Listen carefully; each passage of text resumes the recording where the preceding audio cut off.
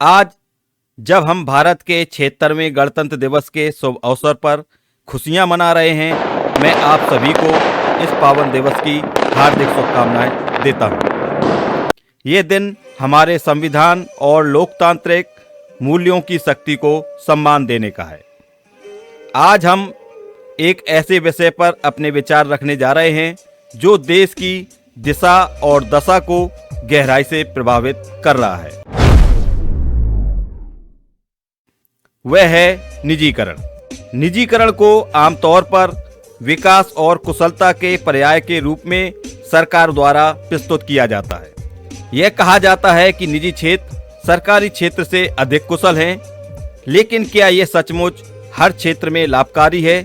आइए इस वीडियो में समझने की कोशिश करते हैं। साथियों नमस्कार, आप देख रहे हैं स्टॉक प्रॉफिट इंडिया। चैनल में पहली बार आए हैं तो सब्सक्राइब जरूर करें। तो शुरू करते हैं आज का वीडियो। आज से ठीक 1771 दिन पहले की स्मृति आपके मस्तिष्क के पटल में जरूर होगी। यदि आप थोड़ा सा प्रेशर अपने दिमाग को देंगे तो 22 मार्च 2020 आपके सामने आ जाएगा।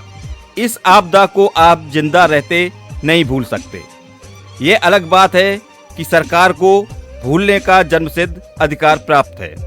वह सरकार किसी भी दल किसी भी पार्टी की हो सकती है। कोविड-19 की महामारी ने दिखाया है कि सरकारी सेवाओं की भूमिका कितनी महत्वपूर्ण होती है। यदि पूरा सार्वजनिक क्षेत्र निजी हाथों में होता तो शायद इस संकट का सामना करना और भी कठिन हो जाता।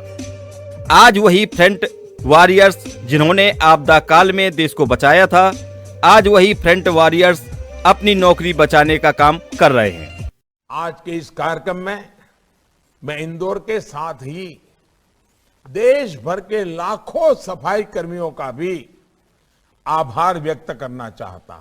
सर्दी हो, गर्मी हो, आप सुबह सुबह निकल पड़ते हैं अपने शहर को स्वच्छ बनाने के लिए।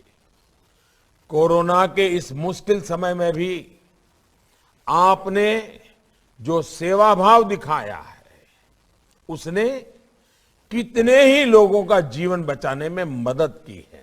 ये देश अपने हर सफाई कर्मी भाई बहन का बहुत ऋणी है, अत्यंत ऋणी है। अपने शहरों को स्वच्छ रखकर, गंदगी ना फैलाकर, नियमों का पालन करके हम उनकी मदद कर सकते हैं। हमारी संस्कृति, हमारी परंपरा, हमारे पूर्वज हमें ये सिखाते आए हैं कि बुरे वक्त में दिए गए साथ सहयोग को कभी नहीं भूलना चाहिए। पर विडंबना है, हमारे लोकतंत्र में हमें वोट देने का अधिकार प्राप्त जरूर हुआ है, पर इस दिए गए वोट को प्राप्त करने के बाद सारे लोकतंत्र, गणतंत्र को भुला दिया जाता है। आपको यह भी याद होगा कि इन्हीं सरकारी कर्मचारियों के कार्यों को सम्मान देने के लिए हेलीकॉप्टर से फूल बरसाए गए थे। मन की बात हो या कोरोना की बात हो, खुले तौर पर इन कर्मचारियों की प्रशंसा की गई थी। आज वही कर्मचारी अपने हितों और परिवार की रक्षा के लिए गुहार लगाते हुए दिखाई दे रहे हैं। और इससे बड़ा आंदोलन करने का काम करेगा।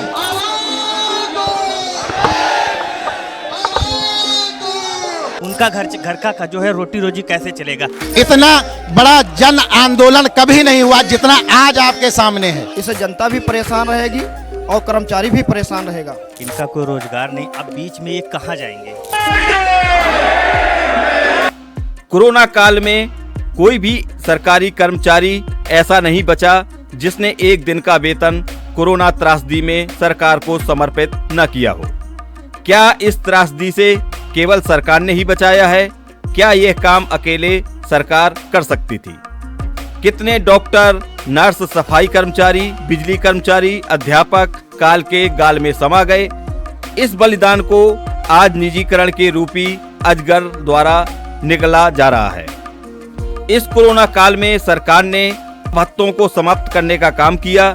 इस दौर में आपदा को अवसर बनाकर बोनस को रोक दिया गया, जो आज तक रुका हुआ है। इस काल से महंगाई भत्ता रोक दिया गया, वहीं दूसरी ओर कोरोना काल के बाद माननीय विधायकों, सांसदों के वेतन और भत्तों में कितनी बढ़ोतरी की गई है, इसके लिए आप गूगल करके देख सकते हैं। निजीकरण का सबसे बड़ा प्रभाव आम जनता पर पड़ेगा।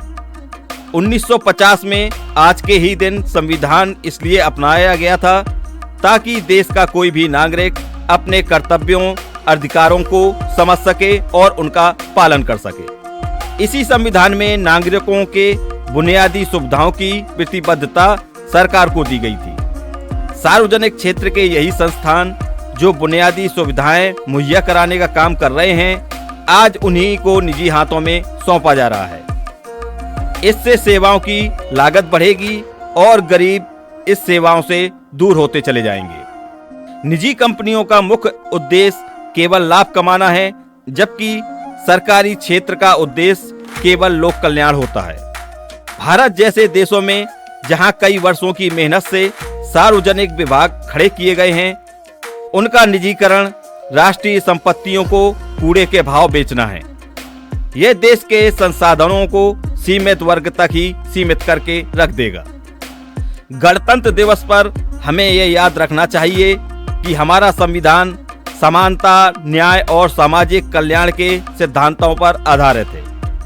निजीकरण का अत्यधिक जोर इन सिद्धांत को कमजोर कर सकता है। हमें विकास चाहिए, लेकिन ऐसा विकास जो समावेशी हो। हमें कुशलता चाहिए, लेकिन ऐसा नहीं कि उसका बोझ गरीबों पर पड़े। हमें यह सुनिश्चित करना होगा कि सरकारी और निजी क्षेत्र मिलकर काम करें, न कि केवल निजी कंपनियों, सामाजिक और आर्थिक ढांचे पर हावी हों। इस गणतंत्र दिवस पर आइए हम सब संकल्प लें कि हम देश के नागरिक के अधिकारों और कल्याणों की रक्षा करेंगे। हमारी संपत्तियां और सेवाएं देश के हर व्यक्ति के लिए सुलभ रहेंगी। अंत में स्टॉक प्रॉफिट इंडिया की तरफ से आप सभी को 76वें गणतंत्र दिवस की हार्दिक बधाई। आप भी स्टॉक प्रॉफिट इंडिया के इस मुहिम का हिस्सा बनना चाहते हैं तो इस वीडियो को ज़्यादा से ज़्यादा लोगों तक शेयर जरूर करें। यदि आपने इस चैनल को अभी तक सब्सक्राइब नहीं किया है तो सब्सक्राइब भी करें। तो मिलते हैं नेक्स्ट वीडियो में न्यू इन्फॉर्मेशन के साथ। तब तक के लिए बाय बाय, टेक केयर।